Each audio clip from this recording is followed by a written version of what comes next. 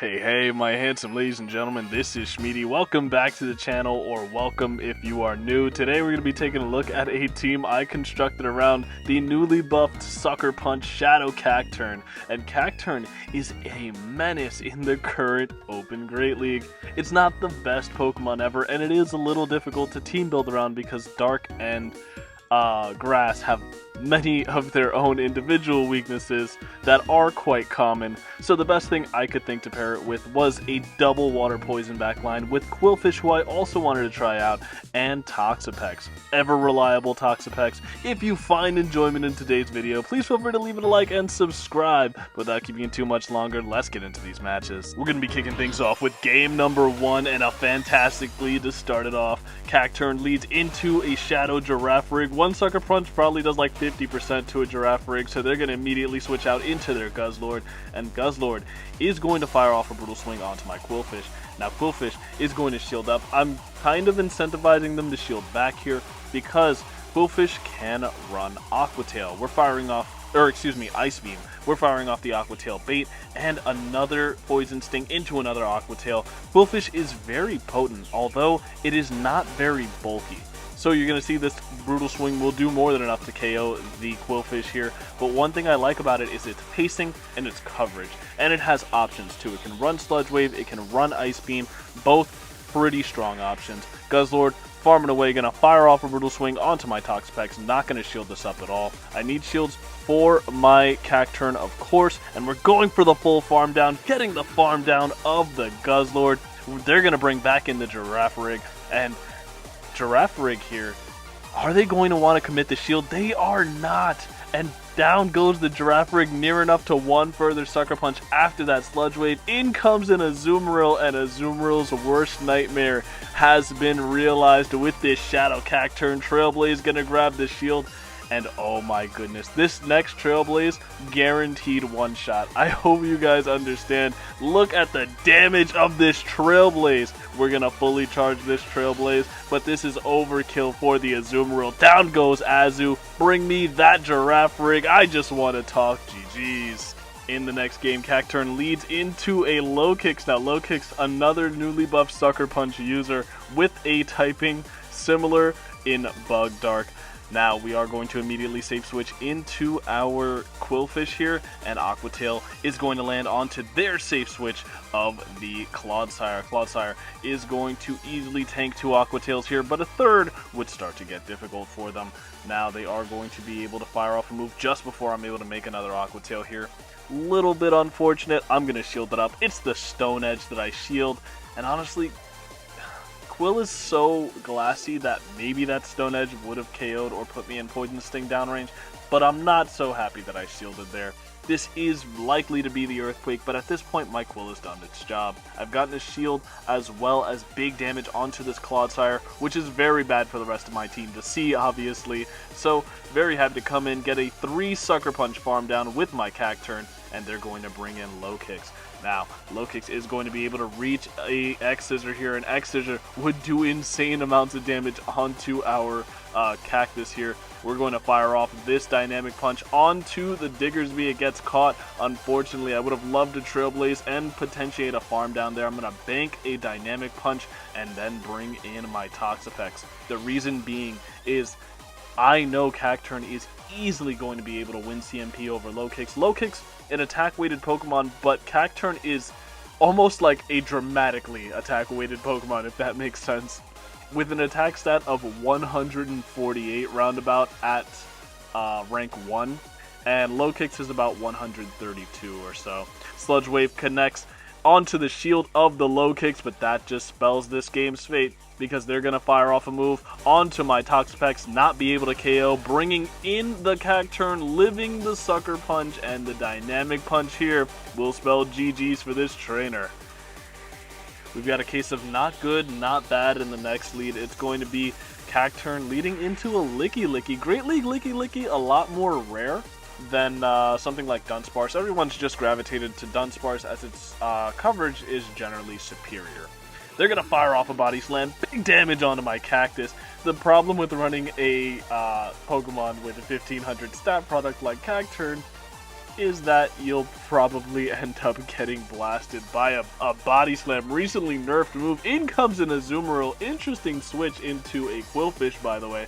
They may think that I'm on Ice Beam and Aqua Tail. Sludge Wave connects, big damage onto the Azumarill, and just before they're able to make another move, I'm doubled up on Aqua Tail, so there's no hope in them shielding here, unless they want to give up 2 shields for a resisted move, which they do not. One more Poison Sting and an Aqua Tail to connect onto the Licky no shields, and I'm going to build up to another Aqua Tail. I could have thrown there on the CMP tie, but opted not to.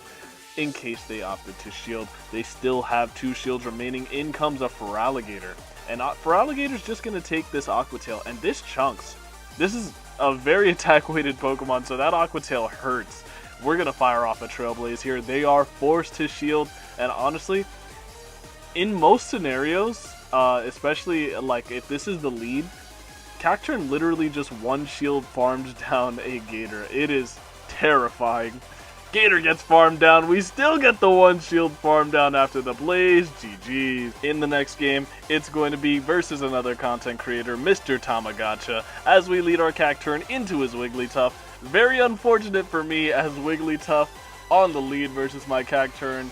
Gashadon on the safe switch of my Qwilfish. So this is not necessarily the best situation for me to be a part of, but I was watching the Pokemon Go Dortmund Regionals, and I was kind of like, maybe I can play out of this. There's no play here, like, honestly.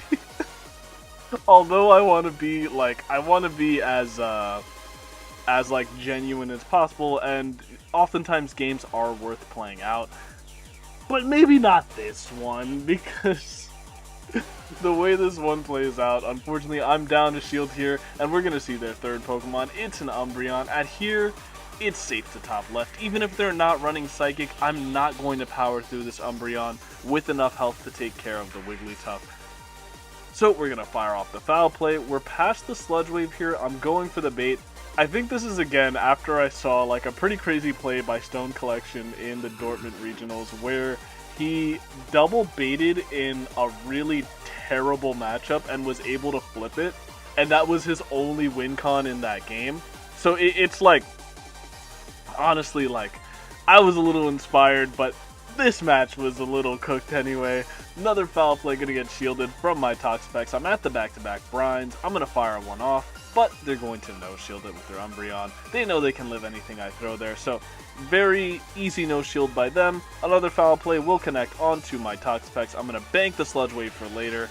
And basically there I was just praying that for some reason they stood in with their Umbreon and threw moves, forgetting maybe that they had a Wigglytuff.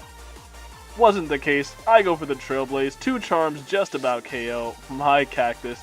And I'm going for the farm down of the Wigglytuff, committing to the win con, but they have Swift. So this game is over. GG's.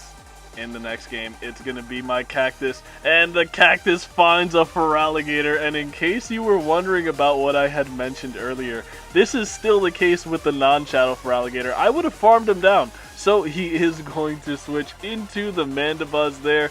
He did bank a Hydro Cannon for later though, so I'm going to Dynamic Punch and catch the Aerial Ace.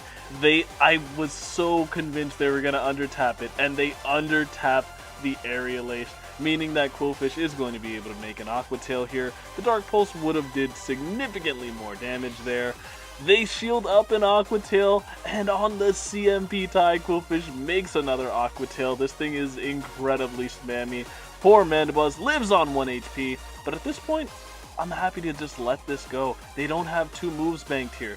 So even though this is the Dark Pulse, I was really hoping for the farm down, but we will come in with the Cactus, commit a shield, and get a Sucker Punch head start. It's going to be the Aerial Ace bringing in the Clodsire. But this is why I just had to showcase this Pokemon. Look at this matchup. They are hitting for massive damage with these Poison Stings, but look at how much damage I'm able to do to this Clodsire.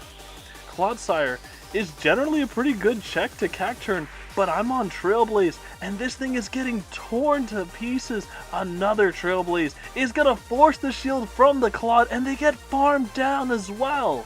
Another Sucker Punch gets the Feraligatr down below 50%. They fire off the Hydro Cannon, maybe not realizing my last Pokemon is going to be a Toxapex, and this game is over. GG's. This is a truly terrifying lead. It's going to be CACTURNE leading into a Pex, and honestly, I do not have a response to Toxapex whatsoever. They're going to bring in a Diggersby though, and I'm just going to fire off Aqua Tails here. I'm at the back-to-back Aqua Tails, and as we've seen with the Clodsire matchup, these Aqua Tails hurt. So I'm going to build up 2 when they have their Scorching Sands and fire off another Aqua Tail here, getting this Diggersby devastatingly low. And here, I'm happy to no-shield. If this is a Scorching Sands, it KOs, but if it was a Fire Punch and they baited me there, they're cooked.